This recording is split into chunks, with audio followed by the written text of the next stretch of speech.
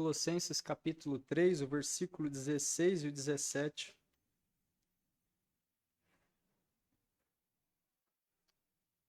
Eu repito aos irmãos, eu estou usando a NVT, tá? O texto diz assim: que a mensagem a respeito de Cristo, em toda a sua riqueza, preencha a vida de vocês. Ensinem e aconselhem uns aos outros com toda a sabedoria. Cantem a Deus salmos, hinos e cânticos espirituais com o coração agradecido. E tudo o que fizerem ou disserem, façam no nome do Senhor Jesus, dando graças a Deus, o Pai, por meio dele, o Filho, Jesus Cristo. Oremos. Deus Santo, eu oro a Ti e peço mais uma vez graça, Pai, para que o Senhor possa, por intermédio da Tua palavra, falar conosco, que Tua palavra possa desendurecer os nossos corações, que nós possamos ser motivados, Senhor, a voltarmos, Senhor, às Escrituras, a cantarmos. Nos conceda humildade, Senhor, nos conceda graça. Eu peço que o Senhor fale conosco, Senhor, através da Tua palavra, e que o Senhor seja exaltado em todo esse culto. No nome de Jesus eu oro. Amém.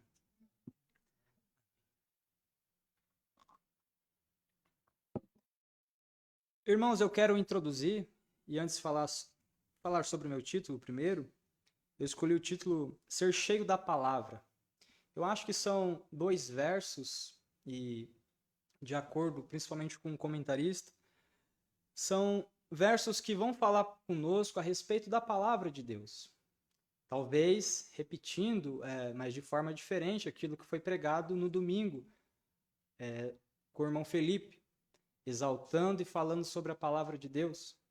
E aqui, diferente de uma narrativa que é o apóstolo Paulo falando para nós a respeito da palavra de Cristo, ou como na NVT, a mensagem de Cristo. Eu espero que os irmãos compreendam, porque é um texto muito importante, um texto sublime, a qual fala sobre a palavra de Deus, a mensagem de Cristo habitar ricamente em nossos corações. E como eu introduzi, irmãos, eu quero colocar aqui a primeira parte, como eu pus aqui, a respeito da nossa confissão de fé e por que eu escolhi aquele trecho. E eu vou ler aqui só a primeira parte para nós introduzirmos, antes de entrarmos em questão no texto.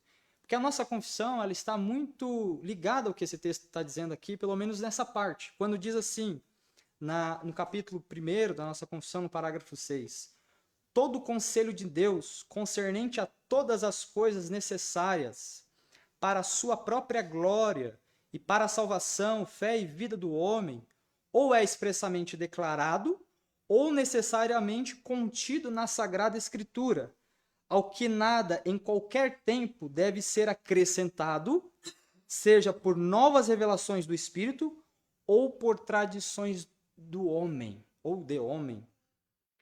Por que esse texto da nossa confissão ela é oportuno aqui? Porque nós estamos lidando com o livro de Colossenses, um livro a qual o apóstolo Paulo está falando de falsos profetas que estavam tentando introduzir à igreja de Colossos coisas que não tinham na palavra de Deus. E nós sabemos que o cânon da Escritura ele não estava todo preenchido ou todo fechado nesse momento. Mas nós sabemos que toda a palavra de Deus, que já estava escrita e revelada até aquele momento, ela era suficiente para a igreja de Colossos. A nossa confissão de fé, ela confirma isso. Nós cremos nisso, que a palavra de Deus ela é suficiente. E não somente a palavra de Deus, Cristo ele é suficiente. E não somente Cristo é suficiente, a mensagem de Cristo e a respeito de Cristo, ela é suficiente. Aqui está o porquê o apóstolo Paulo ele vai, com a forma tão vigorosa e tão cheio de ânimo, exortar a igreja de Colossos do perigo que era os falsos profetas e as suas mensagens. O perigo que era ser introduzido na igreja e ficar ali as suas falsas profecias, as suas falsas crenças, e é o cuidado que nós devemos ter, e é o discernimento que nós devemos ter. Porque, irmão, não se engane, mesmo nós, em uma igreja reformada, é muito sutil, Satanás pode ser muito sutil o coração do homem pode ser muito sutil nas conversas, nas crenças, ainda nos pensamentos anteriores, para que possamos adentrar filosofias e crenças como esses falsos profetas estavam declarando aqui. Não estou dizendo que o irmão tem isso no coração, mas eu estou dizendo e afirmando que isso pode acontecer. Isso é um raciocínio lógico, isso pode acontecer. Agora, é por isso que a nossa confissão ela está tão de acordo com esse texto, falando sobre a suficiência da palavra de Deus e tomarmos cuidado com revelações do Espírito e até mesmo contradições de homens. E falando propriamente do livro agora de Colossenses, e deixando um pouco de lado a nossa confissão, quando nós lemos, e é assim que eu quero introduzir com os irmãos, com o próprio texto bíblico, quando nós lemos a respeito da exortação do apóstolo Paulo, a partir do versículo 16 do capítulo 2, eu queria que os irmãos acompanhassem comigo. Apesar de eu estar na NVT, os irmãos podem acompanhar no telão se Israel conseguir pôr. O apóstolo Paulo vai falar assim: portanto, não deixem que ninguém os condene pelo que comem ou bebem, ou por não celebrarem certos dias santos, as cerimônias da lua nova ou os sábados, pois essas coisas são apenas sombras da realidade futura e o próprio Cristo é essa realidade. Veja, o próprio Cristo é essa realidade. Verso 18: não aceitem a condenação daqueles que insistem numa humildade fingida e na adoração de anjos, e que alegam ter visões a respeito dessas coisas. A mente pecaminosa deles os tornou orgulhosos, e eles não estão ligados a Cristo, que é a cabeça do corpo, unido a ele por meio de suas juntas e seus ligamentos. O corpo cresce à medida que é nutrido por Deus. E ainda no verso 20, o apóstolo Paulo ele exorta: vocês morreram com Cristo, e ele os libertou dos princípios espirituais deste mundo. Então, por que continuar a seguir as regras deste mundo, que dizem não mexa, não prove, não toque? Essas regras não passam de ensinamentos humanos sobre coisas que deterioram com o uso. E o verso 23 e último: podem até parecer sábias, pois exigem devoção. Podem até parecer religiosas e vindas de Deus, pois exigem devoção, abnegação, rigorosa disciplina física, mas em nada contribui para vencer os desejos da natureza pecaminosa. E contrapondo isso, vem o nosso texto. Eu sei que o apóstolo Paulo ele vai falar sobre aqueles que nasceram de novo, que estão em Cristo, olhem para as coisas do alto. Depois ele vem discorrendo no capítulo 3, e até chegarmos aonde nosso irmão Felipe parou, que ele diz para que a paz de Deus habite ricamente e governe o nosso coração, e que nós façamos isso uns com os outros. Ele fala: vocês são chamados a viver em paz e sejam agradecidos. E chegamos e paramos aqui.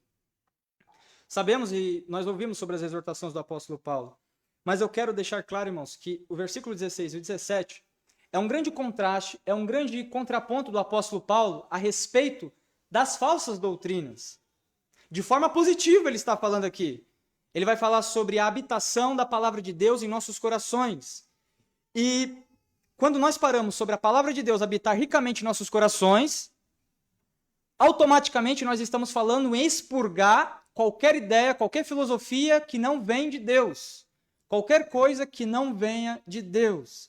A palavra de Deus habitar ricamente em nós, não outra coisa. E é assim que eu introduzo com os irmãos. Vamos entrar no verso propriamente dito? Quando ele diz assim na parte A: habite ricamente em vós a palavra de Cristo. Ou deixem que a palavra de Cristo habite em você.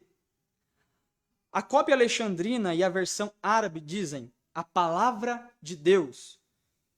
Pelo que se pode significar, aqui, toda a Escritura, todos os escritos do Antigo e Novo Testamento, que são por inspiração de Deus e foram concluídos pelo Espírito de Cristo. Falam e testificam dele e foram escritos por causa dele, portanto, pode ser chamada de sua palavra. Toda a Escritura aqui pode ser a questão. Pode ser a palavra de Cristo. Sabemos que o próprio Cristo, no caminho de Emaús, ele disse que os profetas e o Antigo Testamento dizia a respeito dele. Então está incluso toda a palavra de Deus, é a palavra de Cristo. e são o que deve ser pesquisado, diz aqui John Gill, cuidadosamente atendido, lido com diligência e frequentemente meditado, a palavra de Deus, e que são capazes, sob uma bênção divina, de fornecer toda a sabedoria espiritual ou tornar os homens sábios para a salvação. Ou, pela palavra de Cristo, pode ser aqui entendido mais especialmente, como até a NVT traz, a mensagem de Cristo, ou seja, o Evangelho. Esse trechinho, quando ele diz, Paulo, que a mensagem a respeito de Cristo habite ricamente em vocês, Paulo pode estar se referindo a toda a Escritura habitar em nosso coração, como também, de forma mais especial, o Evangelho de Deus, o Evangelho de Cristo. E John Gill, aqui comentando esse texto, esse verso, ele diz, é a palavra dele, de Cristo, sua pessoa e seu ofício, sobre a paz e o perdão pelo seu sangue, a justificação pela sua justiça e salvação, completa pela sua obediência, sofrimento e morte. Ou ainda, ou melhor, isso aqui.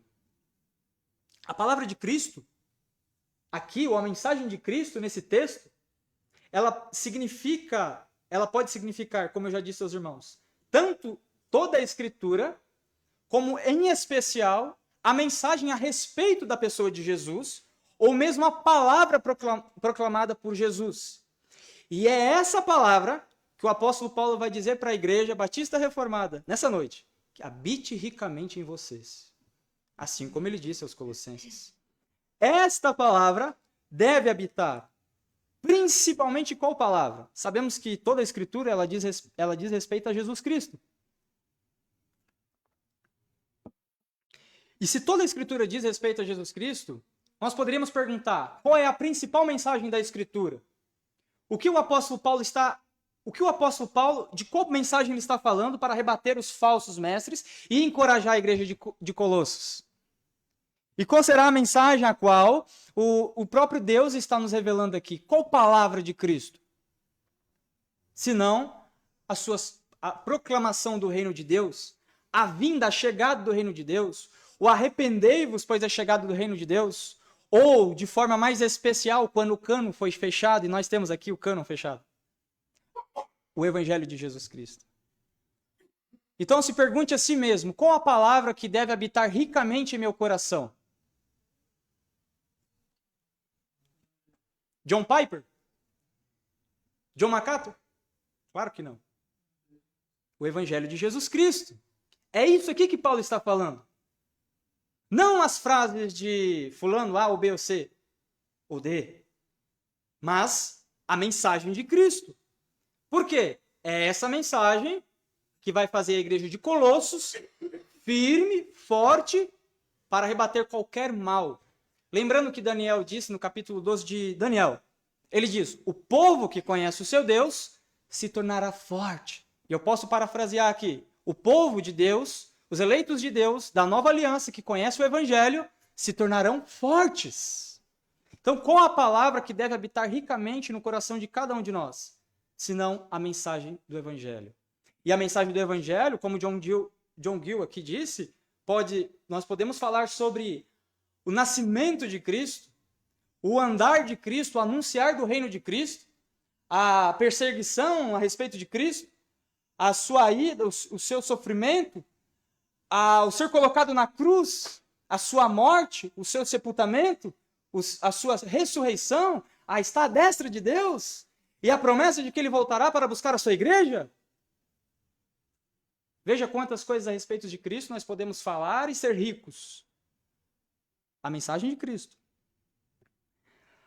E ainda falando a respeito sobre a palavra de Cristo, os falsos mestres aqui, eles estavam tentando introduzir na igreja os falsos ensinos do gnosticismo, lembrando sobre isso, o legalismo, o misticismo e o ascetismo. Estavam tentando harmonizar a palavra de Deus com os ensinos heréticos. Para eles, a palavra não era suficiente. Paulo, então, determina, habite ricamente em vós a palavra de Cristo. Em ordenança é a mesma de Efésios 3,17, quando ele diz, próprio Paulo, e assim habite Cristo nos vossos corações. A igreja de Colossos estava passando sérios problemas aqui, e nós podemos aqui falar assim, poxa, eu não estou passando pelo mesmo problema. Nós não estamos passando pelas mesmas dificuldades. Mas será, irmãos? Eu te pergunto, será? Talvez não aqui dentro. Mas cada qual aqui sabe o que vê no WhatsApp, vê no YouTube, vê no Instagram. Sabemos como somos bombardeados o tempo todo com falsas filosofias. Até mesmo aqueles pregadores que nós amamos eles. Eu não estou falando dos bíblicos em especial, mas estou falando daqueles sutis que introduzem talvez filosofias e depois... É duro o que eu vou dizer aqui, irmãos, mas eu digo com toda reverência e respeito.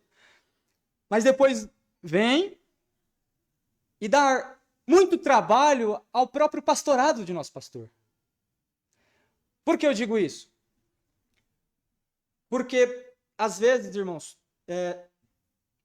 por falta de humildade e de reconhecimento daqueles a quem Deus colocou para nos abençoar, buscamos outras fontes. Não que seja errado, nós sabemos, todos nós aqui consultamos outros meios para nos enriquecermos do Evangelho de Cristo e do conhecimento da Palavra de Deus. Mas o cuidado, ele é sempre o alerta para a Igreja de Cristo. E é o cuidado, irmãos, que nós realmente devemos ter. Porque se os irmãos passarem em todas as igrejas fiéis à Palavra de Deus, se os irmãos talvez perguntarem para todos os pastores fiéis à Palavra de Deus, talvez, entre tantas indagações, uma delas seja essa, e talvez uma das mais fortes.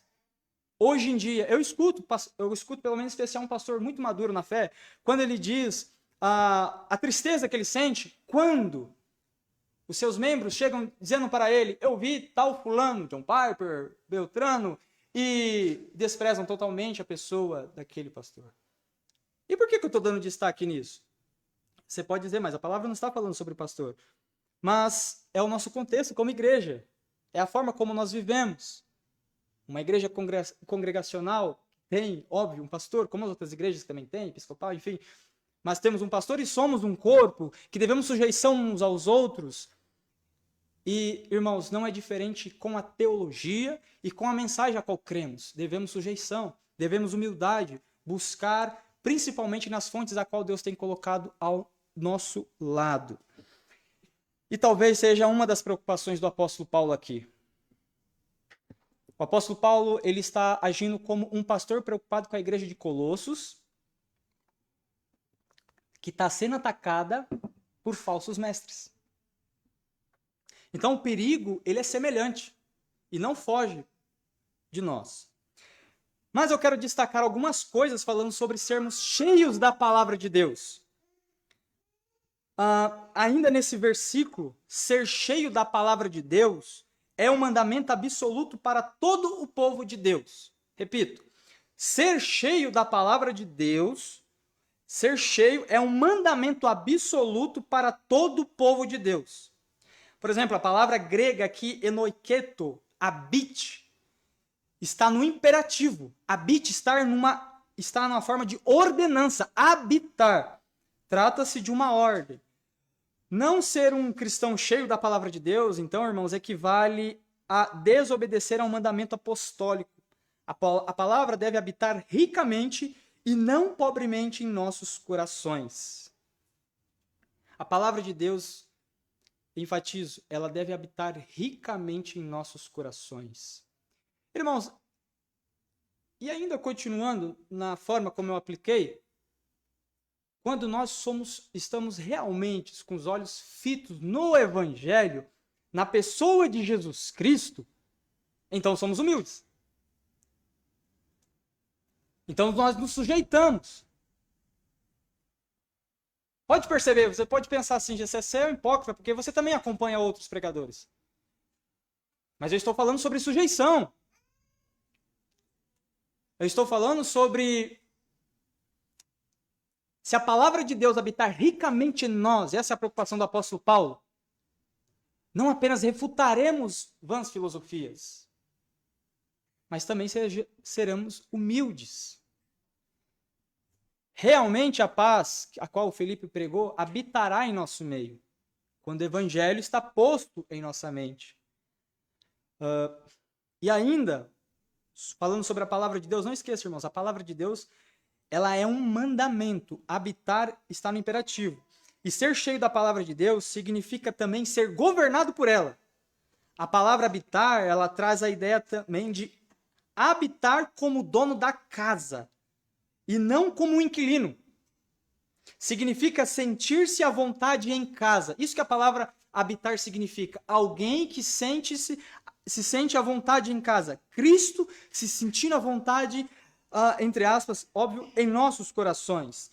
Trata-se do morador que possui todas as chaves da casa e tem a liberdade de ocupar os cômodos. Sendo assim, o que Paulo ordena é que more em vós, não como hóspede, que passa um dia ou dois ali, mas como um habitante da casa que jamais sai dela. Tenha certeza disso. Se a palavra de Cristo, como está exposta aqui, é o que a palavra habitar significa, fazer morada, então manteremos humildade, manteremos sujeição. A paz estará realmente reinando em nosso meio. Cristo, se ele realmente habitar, fazer morada, se ele tiver todas as chaves de nosso coração, se ele tiver todos os acessos realmente em nossos corações, então realmente ele abrirá a porta e expulsará tudo que é ruim. E fechará a porta para também que tudo que é ruim não entre. Ele está com a chave do coração. Entende? Ainda, ou melhor, agora parte B. E tem algo de muito instrutivo aqui para nós também. Ele fala, instruindo-vos e aconselhando-vos mutuamente em toda a sabedoria. Ainda sobre ser cheio da palavra, a palavra ela promove conhecimento bíblico. Como assim? A igreja, irmãos, ela é uma agência de ensino da palavra. Os cristãos devem ser cheios da palavra não para reterem todo esse conhecimento para si, mas para transmiti-lo aos outros. Devemos instruir uns aos outros. Isso aqui já contrapõe o senso egoísta de todos nós. Ao aprendermos algo novo sobre a palavra de Deus, guardarmos somente para nós. Irmãos, isso habita no meu coração e às vezes eu acredito que não habita somente no meu coração. Aquele desejo maligno, uma soberba teológica, um conhecimento a respeito da palavra de Deus, de guardar algo, um conhecimento e só expor ou somente falar no momento que você acha oportuno para você crescer. Entende? Mas se a palavra de Deus habitar ricamente em nossos corações, o evangelho de Cristo, que nos constrange, isso não acontecerá, ou será reprimido. Para Paulo, a palavra aqui, admoestar ou aconselhar, significa advertir, estimular e encorajar. Então, deixando de lado o egoísmo, agora vamos para o que Paulo está falando. Ele está falando que nós devemos, a partir do momento que a palavra de Deus ela habita ricamente em nós, a partir do momento que o evangelho, todo o conselho de Deus, as escrituras habitam em nós, a partir do momento que nós crescemos nessa graça, então nós devemos instruir e aconselhar uns aos outros. E para Paulo, o que significa aqui, eu repito, instruir ou aconselhar, ou admoestar e aconselhar? Significa advertir. Então aqui eu quero chamar a atenção para aquilo que nós já estudamos. E que todos nós temos pecado nisso. Todos nós. A palavra de Deus, aqui Paulo vai dizer que nós devemos advertir. A função de advertir é nossa. Uns aos outros. Estimular. Seu irmão está desanimado. A função é cada um de nós estimular. Encorajar. O irmão está desencorajado. É nossa função encorajar. E veja, não é com os nossos meios, é com a palavra de Deus. Por isso que ela é suficiente. Ainda sobre isso, a versão siríaca a traduz como ensinar e instruir. E pode significar não apenas ensinar publicamente a Cristo, seu evangelho, as verdades e as doutrinas dele, e todos os seus mandamentos e ordenanças, para os quais ele qualifica os homens e os envia em seu nome, Mas, presta atenção, isso aqui é importante. Mas ensino particular. John Gill fala isso daqui. Por conferência, oração e canto de louvores a Deus, de acordo com a medida do dom da graça concedida a cada um. A ideia aqui também é de colocar na mente ou colocar na mente das pessoas, tanto de seus privilégios quanto de seus deveres. Então, o que está incluso em advertir, estimular e encorajar? Eu colocar na mente do meu irmão os seus privilégios a partir da palavra de Deus habitar ricamente em mim e também os seus deveres. E destaque para o que o John Gill ele fala aqui. Não somente em público, mas em particular. Em particular. E aqui que eu ressalto às vezes a nossa soberba de querer falar para que todos vejam. O que você busca falar para todos ouvirem? Com certeza, humildade não é. Irmãos, porque se realmente a palavra de Deus ela habita em nossos corações e o evangelho que ele nos constrange e nos dá um temor a Deus, devemos pensar 50 vezes antes de gritar para os nossos irmãos ou falar de uma forma para que todos vejam. Para que todos vejam e aquela pessoa talvez ela se reprime e faça aquilo que você quer. Isso não é ordenança bíblica. Isso não está incluso no que é aconselhar, no que é admoestar, no que é instruir, no que é motivar e encorajar.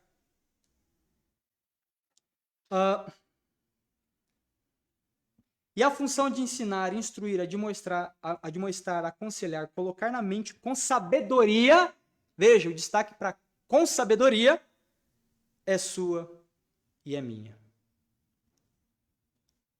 A responsabilidade de a palavra de Deus habitar ricamente em nós e aconselharmos uns aos outros, instruir uns aos outros, encorajar uns aos outros, com toda a sabedoria, é minha e sua. Vou dizer da forma como eu sei, Matthew Henry diz aqui sobre esse texto: a função própria da sabedoria é aplicar o que sabemos para a nossa própria orientação. Então, qual é a função da sabedoria? Eu conheço, e a sabedoria vai fazer eu usar aquilo que eu conheço para a minha própria orientação, de forma sábia, ou seja, de forma correta. Para nos tornar melhores cristãos, John Gill disse. Para capacitar-nos e conduzir-nos em tudo o que é apropriado aos filhos da sabedoria, os eleitos de Deus, ensinando-vos e admoestando-vos.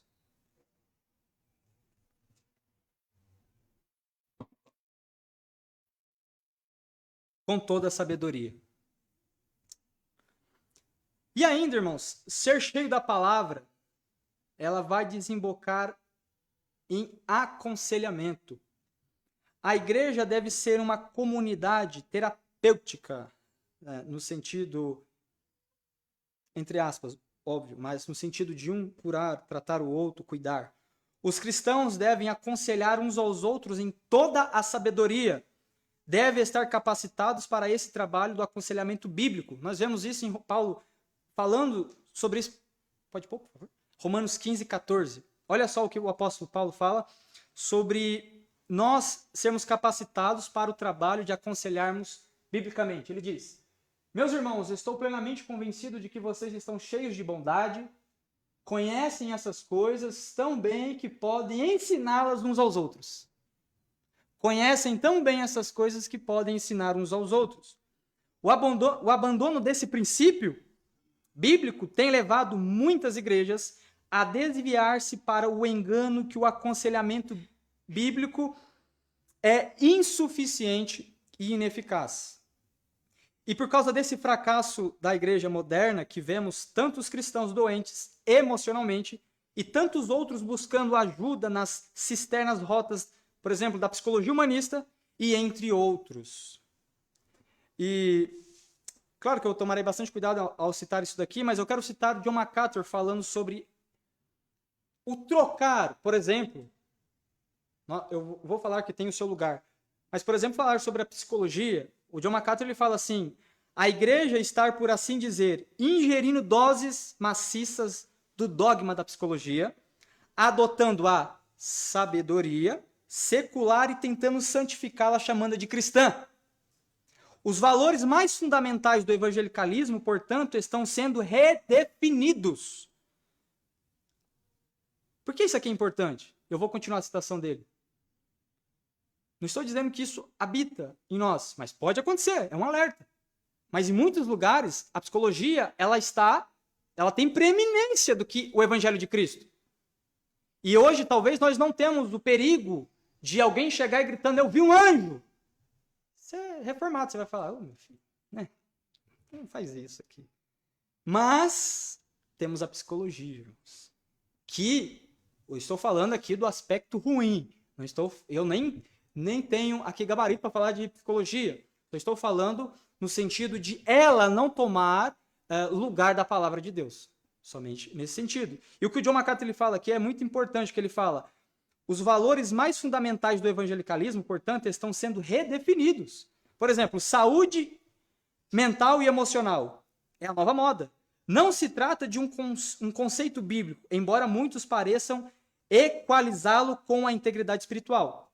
O pecado recebe o nome de doença, de forma que as pessoas acham que precisam de terapia e não de arrependimento.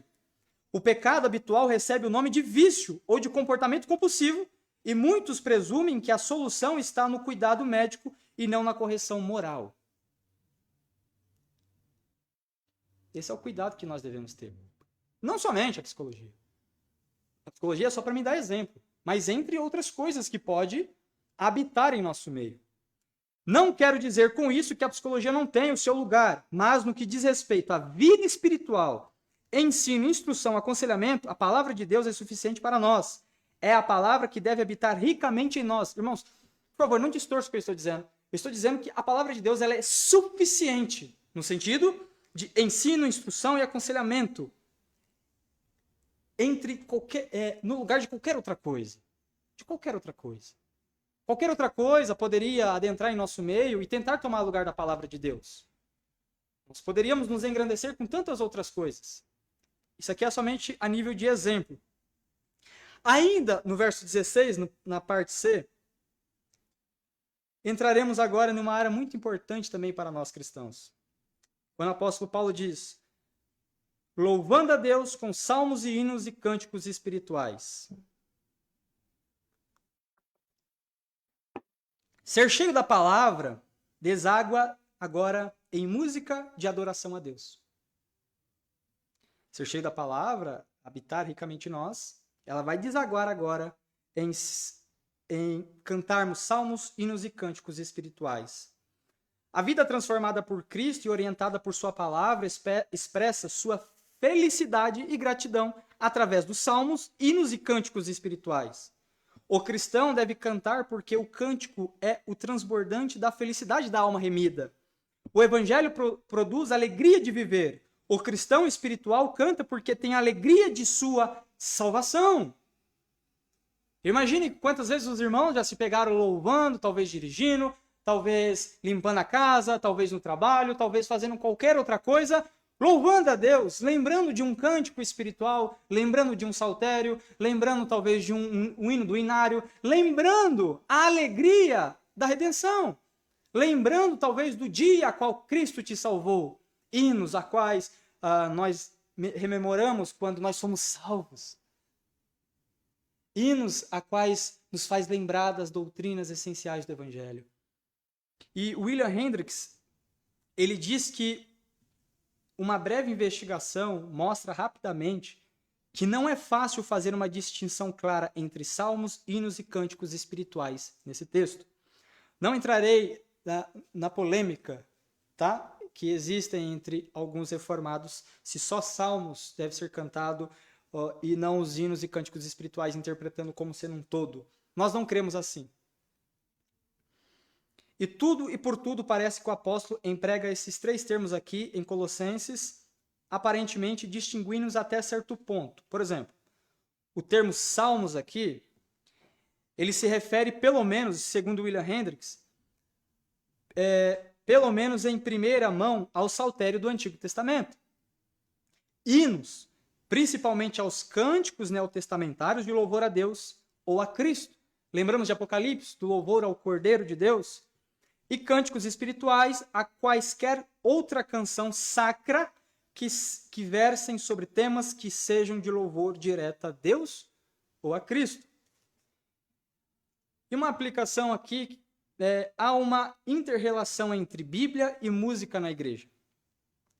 A pobreza do conhecimento da palavra, ela reflete no imenso número de músicas evangélicas pobres e vazias de conteúdo bíblico. Os compositores evangélicos precisam ser cheios da palavra, pois música é teologia cantada.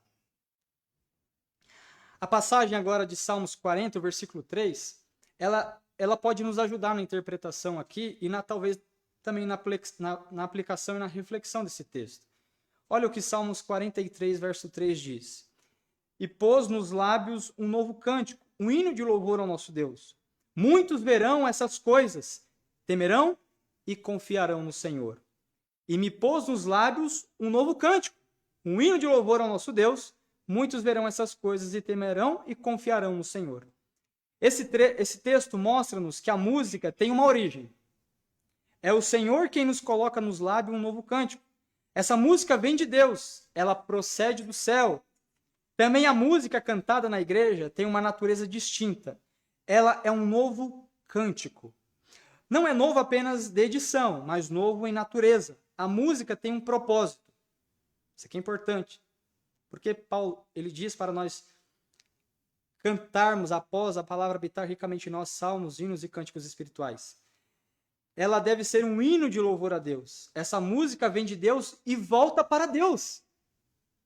Ela não é composta nem cantada para entreter os ouvintes, menos ainda para agradar os gostos e preferências do compositor ou do auditório. A música é um hino de louvor a Deus, ou então não passa de barulho aos ouvidos de Deus. Finalmente, essa música tem um resultado. Muitas pessoas verão essas coisas e temerão e confiarão no Senhor, diz o salmista. A música tem um profundo impacto evangelístico. Ela é um instrumento poderoso nas mãos de Deus para quebrantar os corações e atraí-los para a verdade de Deus. Esse é o poder da música. Por isso que Paulo exorta para cantarmos salmos, hinos e cânticos espirituais entre nós. A música, ela ensina teologia, a música, ela ensina doutrina. A música, ela faz com que os nossos corações sejam quebrantados, ela faz com que os nossos corações se encham de alegria. E a parte última desse versículo, ele diz, o apóstolo Paulo, com gratidão em vosso coração. Outro ponto que não pode ser ignorado é o seguinte: esses cânticos devem ser cantados em espírito de gratidão. Precisa fluir com sinceridade, evocando do íntimo do coração grato e humilde dos crentes. Disse que, William Hendricks falando sobre isso, depois da escritura, um bom hino do saltério é a mais rica fonte de edificação dos salmos.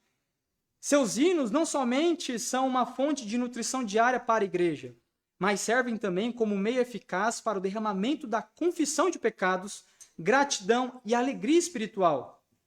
Se cantados no culto regular, no dia do Senhor, numa reunião durante a semana, em reuniões sociais, no culto doméstico, numa ocasião festiva ou em particular, eles são um tônico para a alma e promovem a glória de Deus. A música vocalizada deve ser acompanhada pela música do coração. Por isso tem que ser com gratidão. O seu Shedd diz isso. Quando cantamos apenas pela arte de cantar, quando cantamos apenas pela arte de cantar, a adoração se transforma em ritualismo e não em realidade. O nosso louvor a Deus e uns com os outros deve ser feito de coração. Vamos para o verso 17? Verso 17, a parte A vai dizer o seguinte: e tudo o que fizerdes, seja em palavra, seja em ação, fazei no nome do Senhor Jesus. Vimos que a palavra de Deus ela deve habitar ricamente em nossos corações. Através da palavra de Deus habitando ricamente os nossos corações, nós nos aconselhamos, exortamos, admoestamos, instruímos, encorajamos uns aos outros, e depois disso nós cantamos salmos, hinos e cânticos espirituais e com gratidão. Tudo isso é o efeito da palavra de Deus, do Evangelho de Cristo habitando em nossos corações. Agora, Paulo ele vai nos dizer que tudo o que nós fizermos, agora ele vai englobar tudo, seja por palavra, seja em ação, fazei-o no nome do Senhor Jesus. Em relação a façam tudo em nome do Senhor Jesus, deve-se notar que o nome indica o próprio Senhor, Jesus, como ele mesmo se revelou. Nome aqui significa em relação vital com ele, ou seja, Jesus. Isto é, em harmonia com a sua vontade revelada, em sujeição à sua autoridade, na dependência do seu poder. O que é fazer tudo em nome do Senhor Jesus? É fazer tudo segundo a sua vontade, sujeito a ele e debaixo de sua autoridade, dependência e do seu poder. Em uma aplicação, o cristão deve viver pelo poder do nome de Cristo e para a glória de Deus. Nossas palavras e ações devem ser realizadas em nome de Cristo. Um teólogo, se eu não estiver enganado, batista, Silas Falcão, diz que acertadamente não deve haver na vida do cristão contradição entre suas palavras e ações, entre seu comportamento na igreja e na sociedade em que vive. A vida toda é sagrada. Tudo que o cristão falar, disser, deverá ser digno do seu Senhor e Salvador. Cristo aqui ele é preeminente em seu viver e por isso o cristão que ele vive, Cristo aqui ele é preeminente. Por isso o nosso viver deve ser integral. Todas as coisas são sagradas para ele, para o cristão, visto que ele pode fazer tudo em nome do Senhor Jesus. É um privilégio. É um privilégio para nós. Poder fazer tudo no nome de Jesus. Saber que fazer tudo em nome de Jesus, existe uma integralidade, existe aquilo que nós falamos, às vezes os teólogos falam na teologia, o tomar o cuidado com a dicotomia, em alguns casos, né, de separar o sacro do secular e só sermos santos aqui ou ali. A exortação do apóstolo Paulo é que sejamos em tudo, ou façamos em tudo, ou com tudo que fizermos, em tudo que fizermos, façamos em nome de Jesus. Irmãos, então, não se engane. Nós nos enganamos diariamente. Eu tenho certeza plena disso, que eu me engano plenamente. Nós fazemos dicotomias. Cristo, ele tem autoridade aqui, mas não ali. Cristo, ele é soberano aqui, mas não lá. Então eu obedeço aqui, desobedeço ali, e nós vamos vivendo assim, porque somos pecadores. Mas a exortação do apóstolo Paulo é não vivermos assim. O encorajamento dele é para que buscamos o Senhor, possamos ir até Deus e pedir graça para que nós vivamos uma integralidade de vida. Não fazer distinção entre uma coisa ou outra, mas toda a vida para Jesus Cristo. Devemos interpretar aqui ainda a expressão em nome do Senhor Jesus como elemento ou esfera do agir. Nada indigno de Cristo pode ser feito, nada inepto deve ser dito em associação íntima com Ele, mas tudo deve ser feito de tal maneira que a santa presença e caráter de Cristo não sejam ofendidos. Ou seja, tudo que nós fazemos, devemos nos perguntar, isso ofende Cristo? Não é perguntar em seus passos o que faria Jesus. Isso é uma teologia ruim. É simplesmente perguntar, isso que eu estou fazendo, o copo d'água que eu estou tomando, glorifica a Deus? Se glorifica, amém. Se o pão que eu estou comendo, se a ceia que eu estou ceando, se o culto que eu estou cultuando, se o banho que eu estou tomando, seja o que for, eu estou realmente fazendo com um coração motivado em dar glórias a Deus? Essa é a pergunta. E John Gill, comentando esse versículo, ele mostra que cantar salmos, hinos e cânticos espirituais é uma coisa distinta da ação de graças mencionada no versículo anterior. as coisas pelas quais se devem dar graças são todas as coisas.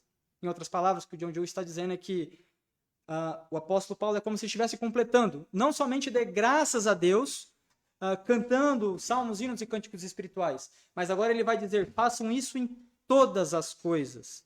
A sentença aqui, dando graças a Deus, o Pai, por intermédio, é explicada pelo fato de que, com base na expiação do Filho, é que os pecadores são aceitos pelo Pai e com ele, juntamente com ele, recebem toda sorte de bênção.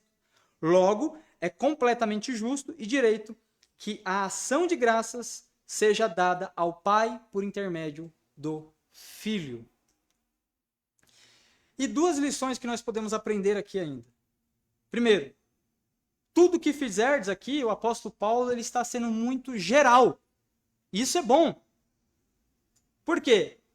Contrastando-se com as muitas regras e regulamentações específicas que os falsos mestres tentavam impor sobre os colossenses. Percebe o contraponto? Em tudo, não somente no não mexer, não tocar, não fazer, não somente em dias específicos, mas o apóstolo Paulo está agora contrapondo aqueles falsos mestres. Em tudo, glorifiquem a Deus no nome de Jesus. Paulo simplesmente enuncia um princípio compreensível e permite que os crentes decidam por si mesmos, com perfeita liberdade. Ou seja, glorificar a Deus não se limita a cumprimento de regra A ou B, mas deve glorificá-lo em tudo guiado pelo Espírito Santo e sua palavra. Por isso que a palavra de Deus deve habitar ricamente em nós. Somente com ela habitando ricamente em nós, que glorificaremos a Deus, o Filho, em tudo. E dois, e último, em relação a toda e qualquer palavra e obra, o crente deve perguntar a si mesmo: sou capaz de agradar a Deus, o Pai, por haver me concedido a oportunidade de dizer ou fazer isso? Ou seja, as coisas que eu digo ou faço, no final, posso de consciência limpa dizer, fiz para a glória de Deus? E uma conclusão, para que nós possamos lembrar. Eu comecei dizendo que esses versos falam sobre nós sermos cheios da palavra de Deus. E é assim que eu concluo. Devemos ser cheios da palavra de Cristo, por quê? De acordo com os versos que nós vemos. Para ela habitar em nós abundantemente, para ensinarmos uns aos outros com sabedoria, para aconselharmos uns aos outros com sabedoria, para adorarmos a Deus com salmos, hinos e cânticos espirituais, para sermos agradecidos de todo o coração, para glorificar a Deus em palavras, para glorificarmos a Deus em ações e, por fim, para fazermos tudo a Deus, o Pai, por intermédio do Filho, com gratidão ao Senhor. Pois é assim que ele termina. E tudo que fizerdes ou disserem, façam em nome do Senhor Jesus, dando graças a Deus o Pai, por intermédio dele, o Filho. Irmãos, é assim que eu encerro essa mensagem. E oro ao Senhor para que realmente isso aconteça em nós. Sabemos que todos nós estamos distante, talvez, de algumas coisas, ou de tudo aqui. Todos nós. Mas que nossa oração, a partir desse texto, seja para que nós venhamos alcançar essa sabedoria, essa maturidade com o apóstolo Paulo. Todos nós. Que nós possamos alcançar essa maturidade. Maturidade de desejarmos a palavra de Deus habitar ricamente em nós. Quando você pensar em desanimar de ler as Escrituras, quando você pensar em puxar um pouco o freio ao ler as Escrituras, em pesquisar, em querer saber do Evangelho, lembre dessa palavra, dessa exortação do apóstolo Paulo. Não puxe o freio. Solte o freio e corra atrás do Evangelho. Vá até as Escrituras. Que nós possamos fazer isso. Que a palavra de Deus ela habite ricamente em nós. Amém?